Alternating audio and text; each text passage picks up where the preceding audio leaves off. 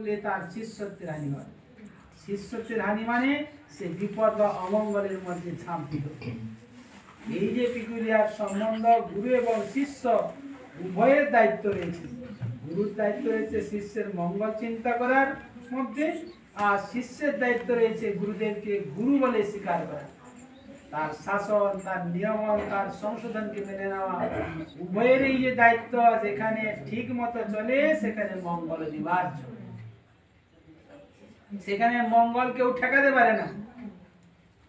এর যেখানে কোন রকম হয়, যেখানে কোনো অন্য রকম হয়, সেখানে অমঙ্গল এসে যাবে, সেখানে অসুবিধা এসে যাবে। এই যে পিকুলিয়ার গুরু সম্বন্ধ, গুরু শিষ্য, এটা একটা সম্বন্ধের ব্যাপার। শুধু মন্ত্র নেওয়ারও একটা ঘটনা মাত্র নয়। মন্ত্র নেওয়া, মন্ত্র দেওয়া, গুরু মন্ত্র দিচ্ছেন, শিষ্য মন্ত্র নিচ্ছে, এটা একটা ঘটনা মাত্র নয়, এটা একটা সম্বন্ধ। বলছেন এই যে হরিনাম গ্রহণ করা, গুরু মন্ত্র নেওয়াটা একটা সম্বন্ধের সূচনা হলো। এই এর সূচনা যদি শিষ্য তার যথার্থ দায়িত্ব পালন করে, গুরু যদি তার যথার্থ গুরুত্ব রক্ষা করে, তাহলে এই সম্বন্ধটা গাঢ় হতে হতে পরিপক্ক অবস্থায় প্রেম ফলে পরিণত হবে।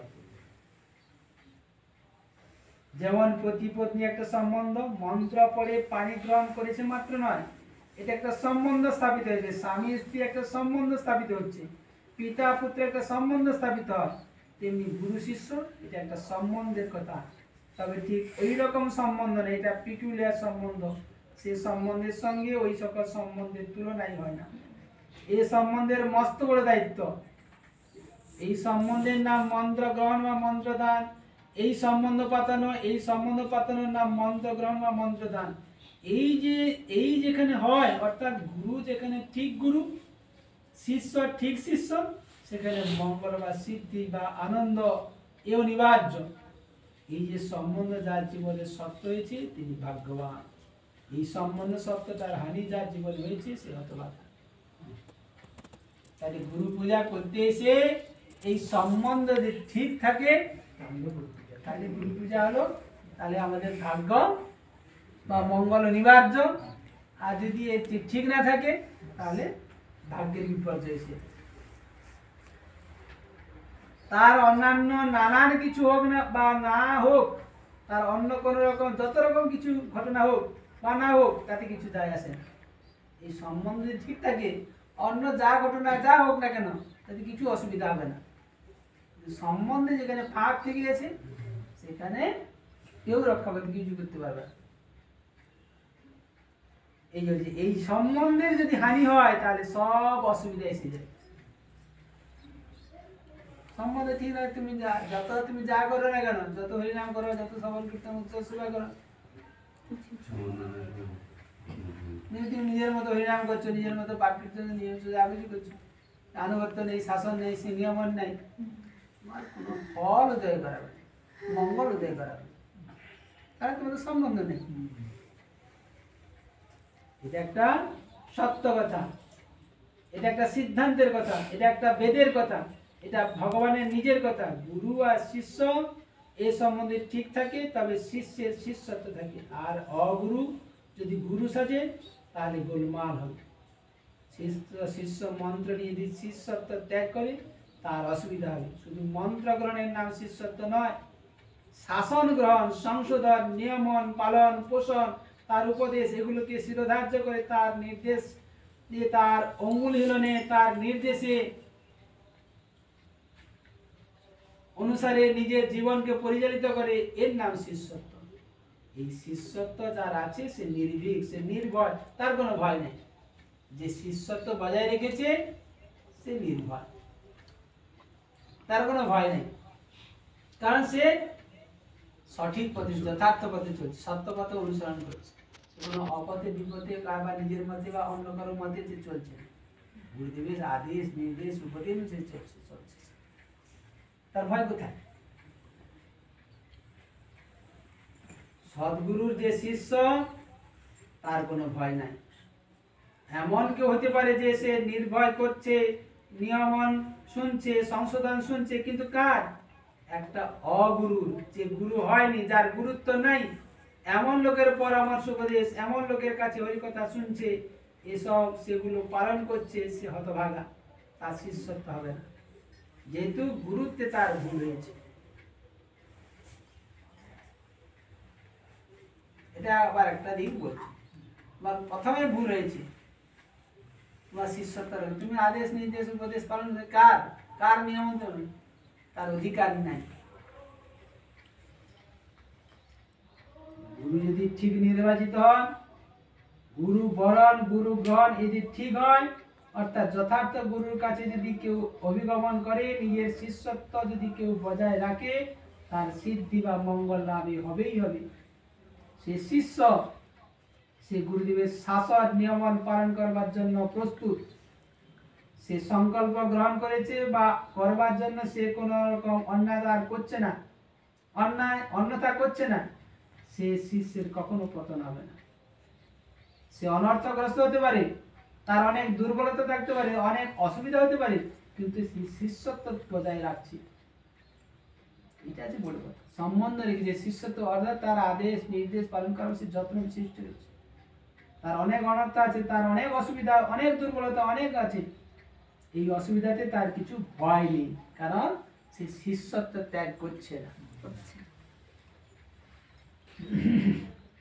কেননা সে শিষ্যত্ব বজায় রাখছে। সদ্গুরু শিষ্যত্বকে সে ঠিক রেখেছে, অর্থাৎ সদ্গুরুর উপদেশ, তার সংশোধন, তার নিয়মন, তার পরামর্শ এ মেনে চলবার জন্য সে বদ্ধপরিকর। পারছে না, ফেল হয়ে যাচ্ছে, কিন্তু চেষ্টা করছে, সাধন ছাড়ছে না। অনর্থ আছে, দুর্বলতা আছে, কিন্তু ছাড়ছে না। তার শাসন, তার নিয়মন পালন করবার জন্য সে চেষ্টা করে যাচ্ছে, এদের মঙ্গল হবে। কিন্তু যে আস্থা নিয়মন আমার যা কি যা হবে হবে, এরকম যে বেপুয়ারা শিষ্য, তার কথা বলছেন। এই শিষ্যত্ব যে ঠিক রেখেছে, সে যত অনর্থের মধ্যে পড়ুক সে বেঁচে যাবে, তার উদ্ধার হবে। সদ্গুরুর যে সৎ শিষ্য, এর কখনো ন স্খলে ন পথে, স্খলন পতন এলেও তার স্খলন পতন হবে না। কত বড় ভরসার কথা! গুরু মহারাজ কখনো কাউকে হতাশায় ফেলেননি, না। একটা কথা তিনি বলছেন কি, তোমার বিশ্বাস আছে কিনা, তুমি পালন করে আসন, তুমি গুরুদেবের আদেশ নিয়মন পালন করার তুমি যত্ন বিশিষ্ট কিনা, এইটা দেখেন। যদি খেলা কর তাহলে আর কোনো চিন্তা নেই। বলছি তার পতনের কারণ উপস্থিত হলেও পতন হবে না, কেননা তার গুরু হলেন সদ্গুরু, আর সে নিজে সৎ শিষ্য। অর্থাৎ পতনের কারণ অনর্থতাকে টেনে নিয়েছে, হয়তো গুরুদেব বলেছে তুমি ও পথে যেও না, ওটা তোমার ভুল পথে, তুমি ফিরে আসো। শিষ্য হ্যাঁ সত্যি তো আমার ভুল হচ্ছে, যদি মেনে যদি আবার সে ফিরে আসে, তাহলে তার হয়ে গেল। আর গুরুদেব সে যদি গুরুদেবকে যদি সে অবস্থাতে না কোনো সাবধান করে দেয়, সে যাচ্ছে আছে, তাহলে তার পতন হয়ে গেল। গুরু ত্যাগ করলে শিষ্য তার শিষ্যত্ব রাখতে পারলো না, এই জন্য অসুবিধা। এই বলছি, যদি সে শিষ্য ত্যাগ করে, গুরুর উপদেশ মানি না, ওটা আমার রুচিকর নয়, ওটা আমার পছন্দ মতো নয়, যদি কেউ শিষ্য এরকম বলে, গুরুদেব বলছে বলছে আমার কি দরকার, ওরা আমি মানতে পারবো না, ওটা তার রুচিকর নয়, পছন্দ মতো নয়, যদি কেউ এরকম মনে করে থাকে, তাহলে তার হয়ে গেল, গুরুত্বকে ত্যাগ করে দিল, শিষ্যত্ব থাকলো না। আমার পছন্দ মতো তিনি উপদেশ করছেন না, এই জন্য আমি মানছি না। তোমার পছন্দ মতো চলবে না, তুমি গুরুদেবের পছন্দ মতো চলবে। শিষ্য, আজকালকার শিষ্য বলে না, আমার পছন্দ মতো গুরুদেব উপদেশ দিলে আমি হ্যাঁ সেটা মানব, তার উপদেশটা অপ্রিয়, আমার পক্ষে কষ্ট করে বিচার করে, গুরুদেবের শাসন বা সংশোধনকে সে পরিত্যাগ করে, সে গোল্লায় যাবে। সে নিজেই যতই সাধনের অভিনয় করুক, যত হরিনাম করুক, যত শ্রবণ কীর্তন যত অভিনয় করুক, কারণ সে গুরুদেবের আদেশ মানছে না, উপদেশ স্বীকার করছে না, পালন করছে না, মন মতো নিজের মতো করছে। শ্রবণ কীর্তন স্মরণ অর্চন বন্দন ইত্যাদি সমস্ত ক্রিয়া সে যতই যত্নের সঙ্গে করুক না কেন, তাকে কেউ রক্ষা করতে পারবে না অমঙ্গল থেকে। সে মরেছে, পড়েছে, তার উদ্ধার নাই। আর অনর্থ আছে, দুর্বলতা আছে, কিন্তু শিষ্যত্ব বজায় রেখেছে, সদ্গুরুর শিষ্যত্বকে সে পরিত্যাগ করে নাই, সে উঠে যাবে। এটা ভরসার কথা, এটা আনন্দের কথা, এটা ভাগ্যের কথা। আমি কোনো কারণে শিষ্যত্ব হারাবো না, এই আমার দৃঢ় সংকল্প, এই আমার আচরণ। এরূপ ভাবে যে শিষ্য সে ভাগ্যবান, সে দুর্বল হলেও সে রক্ষা পাবে, তার অনর্থ থাকলেও একদিন সে পরমার্থ লাভ করবে। কিন্তু যে শিষ্যত্ব হারিয়ে ফেলেছে, তার রক্ষা নেই। এই জন্য গুরু পূজা করতে এসে আমাদের যদি এই গুরু এবং এই শিষ্যের সেই যে পারস্পরিক সম্বন্ধ, এই সম্বন্ধ যদি আমরা রক্ষা করতে পারি, তাহলে আমাদের মঙ্গল দেরি হলেও বলছেন ভরসা কথা, দেরি হলেও মঙ্গল অনিবার্য। কিন্তু আমি শিষ্যত্ব যে হারিয়ে ফেলি, তাহলে আমার মঙ্গলের রাস্তা আমি নিজেই বন্ধ করে দিলাম। এই জন্য আমাদের আজকের দিনে গুরুদেবের তার আবির্ভাব তিথি, তিনি যে সমস্ত ভজন পদ্ধতি, ভজন প্রণালী, ভজন শিক্ষা আমাদের দিয়েছেন, উপদেশ দান করেছেন, আমরা শিষ্য সূত্রে যদি সেটা পালন করবার জন্য আমরা যত্ন বিশিষ্ট হই, একদিন না একদিন তার কৃপা আমরা লাভ করব। আমাদের শিষ্যতা আমাদের বজায় রাখতে হবে। এটা আজকে গুরু মহারাজের কাছে আমাদের প্রার্থনা, যেন আমরা শিষ্যত্ব বজায় রাখার জন্য যত্ন বিশিষ্ট হই। তাহলে আমাদের গুরুদেবের গুরুপাদ পদ্ম আশ্রয় করা সার্থক, গুরু পূজা আসায় সার্থক, গুরু পূজা করা সার্থক।